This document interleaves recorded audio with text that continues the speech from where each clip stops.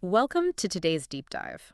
We're about to get up close and personal with some seriously cool cannabis science. I'm excited. We're going way beyond THC today, folks. Beyond THC, for sure. We're talking about the genes that make those powerful flowers we rely on for medical treatment. Yeah, it's an area of research that's really taking off right now. And trust me, this is a deep dive you do not want to miss. It's a fascinating one. We'll be breaking down a research article, and don't worry, we'll make sure it all makes sense, even if you don't have a PhD in plant genetics. Absolutely.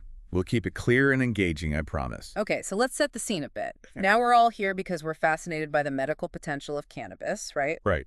And that means looking beyond just THC. Exactly. We're talking about CBD, CBG, all those other amazing cannabinoids. A whole symphony of compounds A symphony, I like that. that are showing incredible promise for so many conditions. It's really remarkable what we're learning. Okay, so more flowers mean more of these medicinal compounds, right? That's the basic idea, yeah. Makes sense to me. But how do you even begin to study something as complex as flower production in cannabis? Well, in this study, they started by comparing two different varieties of cannabis, Oh, interesting. Okay. DMG12 and YMG26. Catchy names. Right. So DMG12 is like the star of the show. This variety produces a ton of flowers. Okay.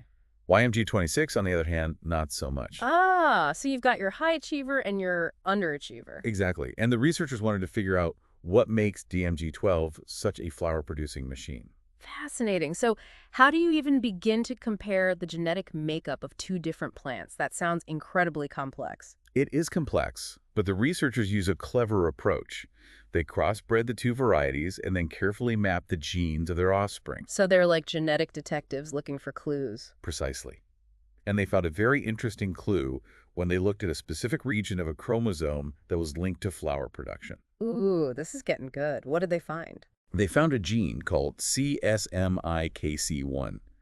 And it turns out this gene plays a major role in how many flowers a cannabis plant produces. CSMIKC1. Yeah. That sounds important. So is this gene like the mastermind behind flower production in cannabis? You can think of it that way, or maybe like a switch that can be flipped on to increase flower production or off to decrease it. A genetic switch that controls flower power. I love it. But what exactly flips that switch? What makes DMG12 a flower factory while other varieties just produce a handful? Well, they found this really interesting sequence within the gene. Within CSMIKC1? Yeah, it's Okay. called a promoter region. Okay. And this region basically acts like a keyhole. Okay.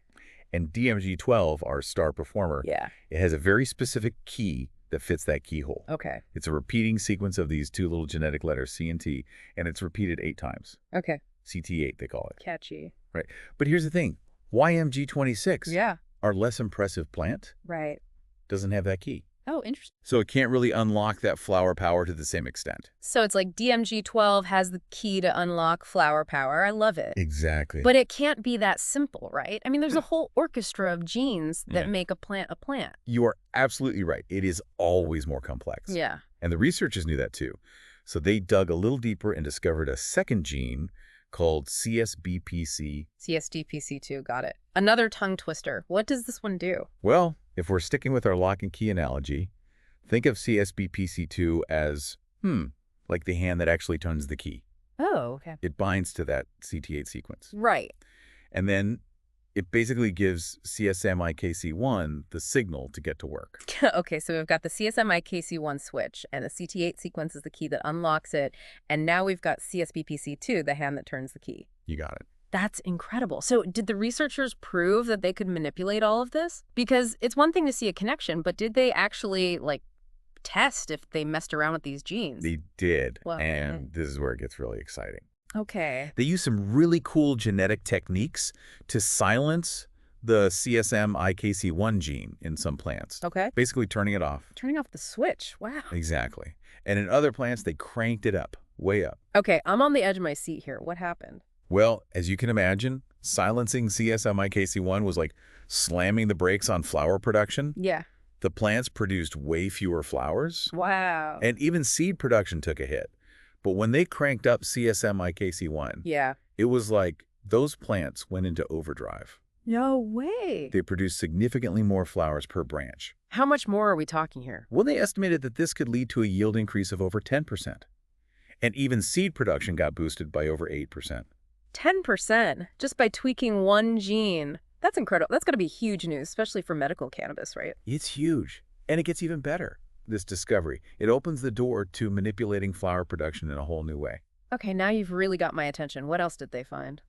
Have you ever noticed how you can buy a bunch of bananas and they're green one day, and then the next day they're like speckled and brown?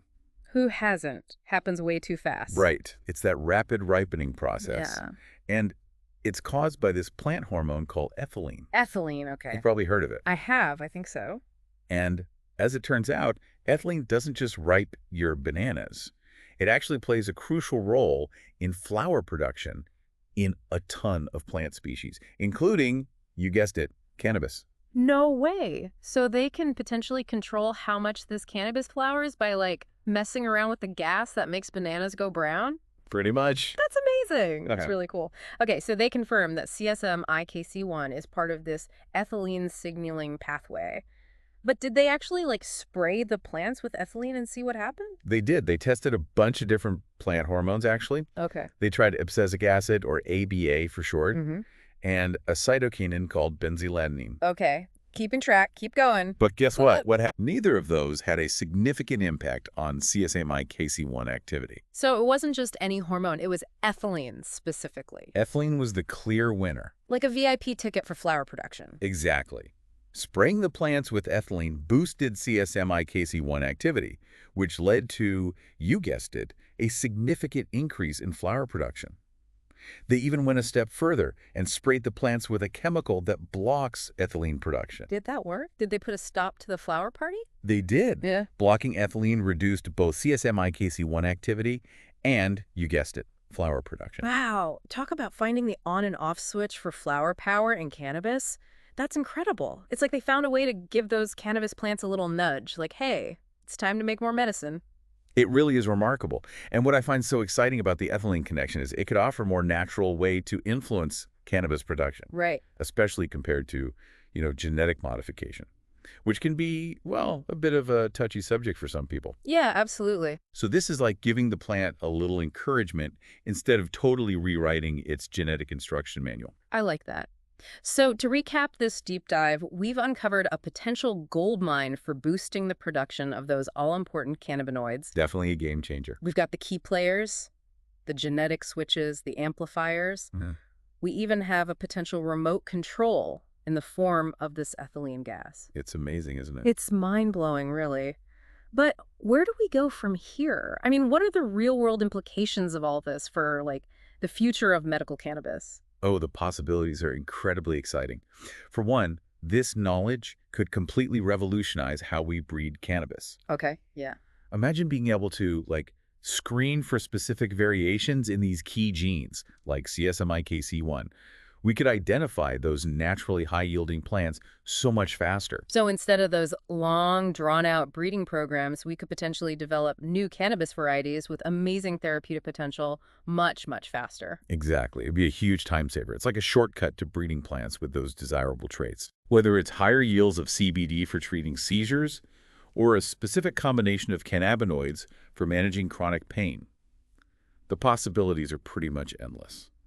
So we could be talking about, like, personalized medicine with cannabis. Yeah. Tailor-made strains for specific conditions. It's incredible. But what about actually growing these new and improved cannabis varieties? How would this discovery change things for cultivators?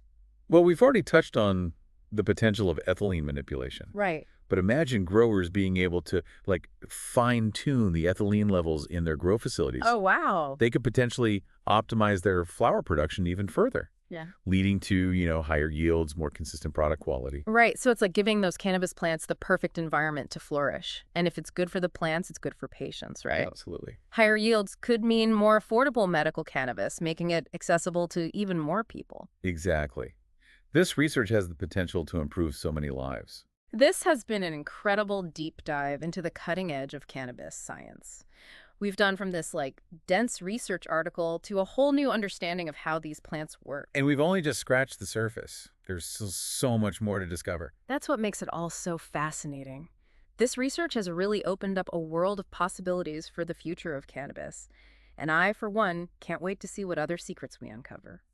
Who knows what other genetic treasures are out there waiting to be discovered? But that's all the time we have for today's deep dive.